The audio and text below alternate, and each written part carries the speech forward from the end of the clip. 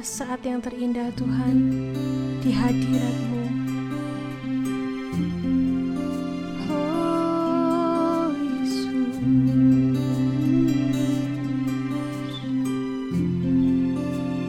saat terindah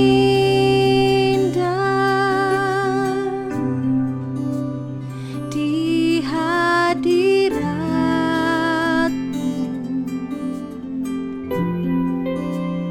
berkat melimpah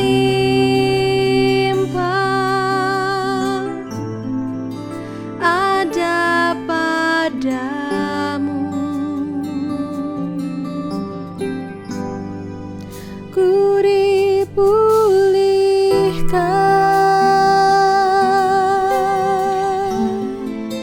dan dibarui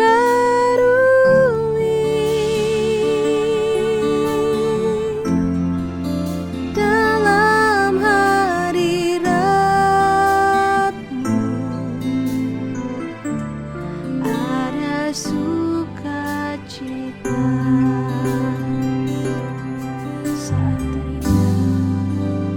saat terindah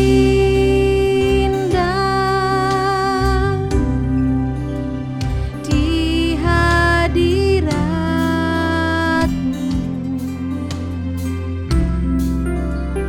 berkat melimpah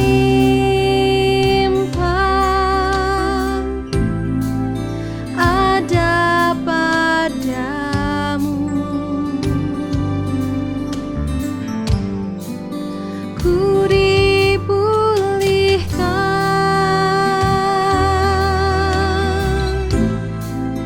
dan dibarui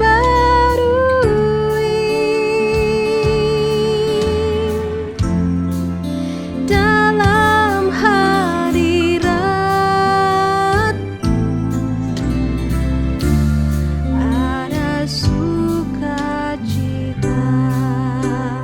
Lebih sungguh katakan saat terindah. Saat terindah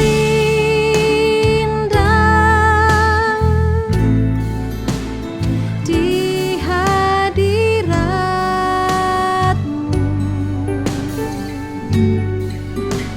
berkat melimpah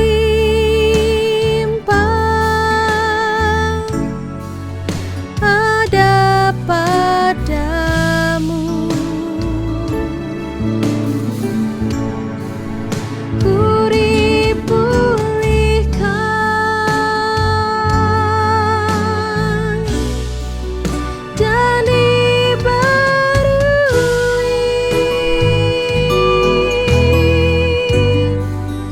dalam hadirat-Mu. Ada sukacita. Ku dipulihkan, ku dipulihkan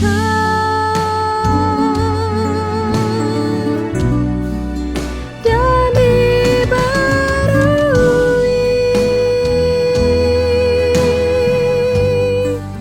dalam hadirat-Mu.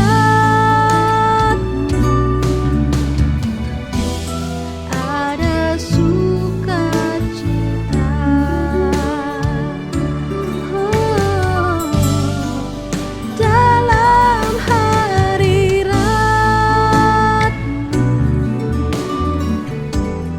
ada sukacita.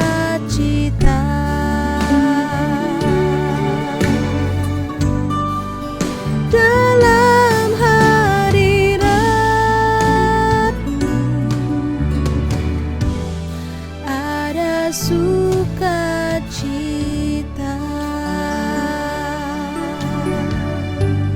Oh, Tuhan, ada sukacita yang melimpah. Haleluya Yesus. Selamat pagi Bapak Ibu Saudara seluruh sidang jemaat Saint Altar. Senang sekali pada pagi hari ini kita bisa kembali bersama-sama mendengarkan dan merenungkan firman Tuhan yang saya beri judul Pemimpin Hidupku. Mari kita baca satu ayat terlebih dahulu di dalam Amsal pasalnya yang ke-16 ayatnya yang kedua. Dikatakan, segala jalan orang adalah bersih menurut pandangannya sendiri, tetapi Tuhanlah yang menguji hati. Nah, Bapak Ibu Saudara, setiap awal tahun banyak di antara kita yang membuat resolusi ya. Tahun 2026 ingin lebih sehat, ingin keluarganya lebih harmonis.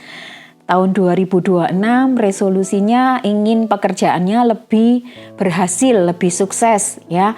Punya lebih banyak teman, mau rajin baca Alkitab, mau setia beribadah, mau ikut komsel, mau melayani Tuhan, dan banyak lagi resolusi yang kita rencanakan di tahun 2026.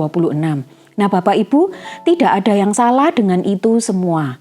Karena memang sudah seharusnya kita merencanakan pencapaian yang lebih baik dalam hidup kita.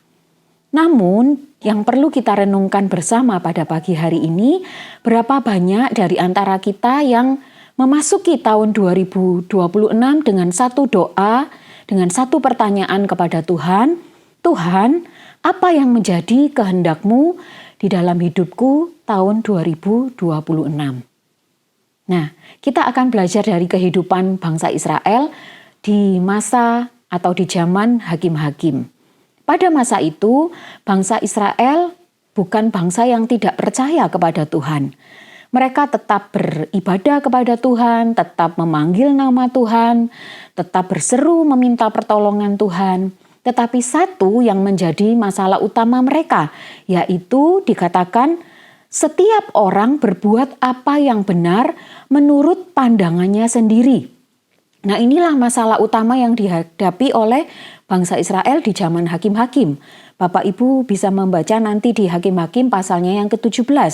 Nah, dengan demikian tanpa sadar mereka menolak Tuhan memimpin dan mengatur cara hidup mereka. Tanpa sadar mereka menjadi raja atas hidup mereka sendiri.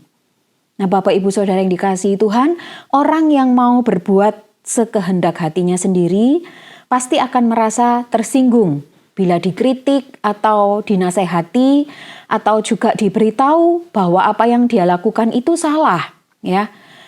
Mereka akan tersinggung ketika diberitahu apa yang boleh dan tidak boleh mereka lakukan. Bahkan oleh firman Tuhan yang menegur ya, mereka pasti akan tersinggung.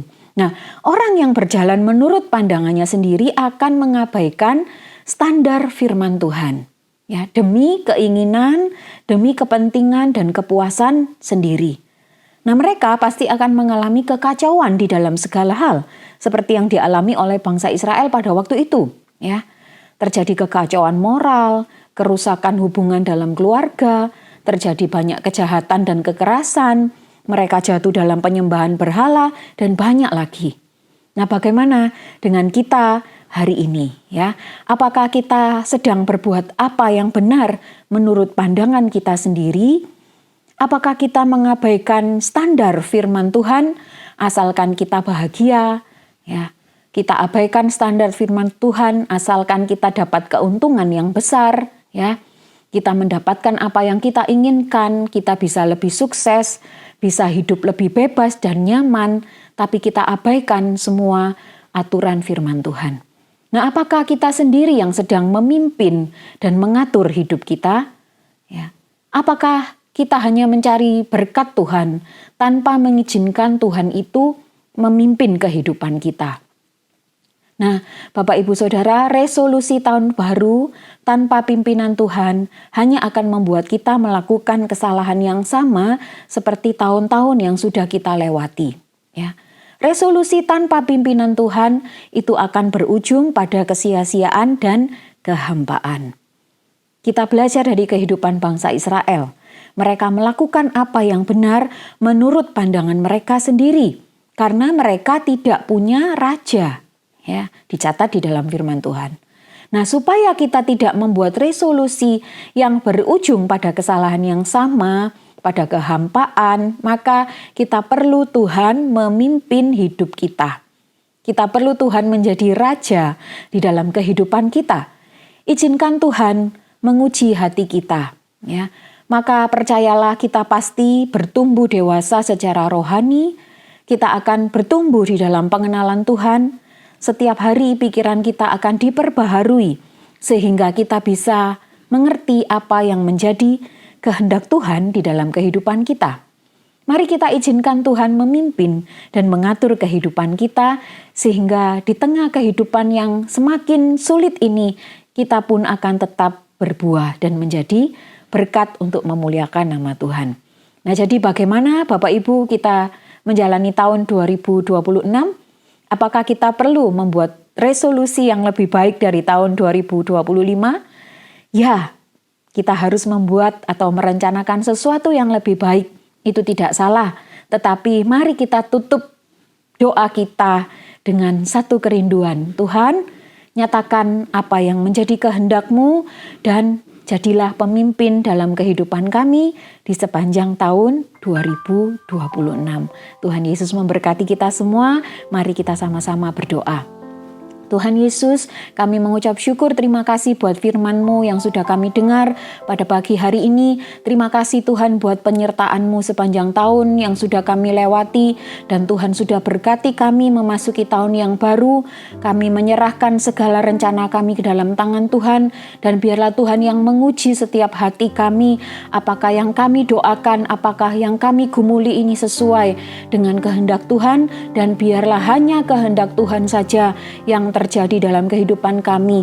Kami mengizinkan Tuhan memimpin dan mengatur kehidupan kami, sebab kami tahu tanpa Tuhan kami tidak dapat berbuat apa-apa. Terima kasih Tuhan, ampuni kami kalau mungkin selama ini kami sudah tidak sadar berjalan menurut apa yang kami anggap benar. Ampuni kami dan biarlah firman Tuhan pada pagi hari ini menegur kami, mengingatkan kami dan membawa kami kembali ke jalan yang benar. Terima kasih Tuhan, berkati dan pimpin seluruh sidang jemaat-Mu sepanjang hari ini. Kami mau berjalan bersama Tuhan. Terima kasih, di dalam nama Tuhan Yesus Kristus kami sudah berdoa dan mengucap syukur. Haleluya.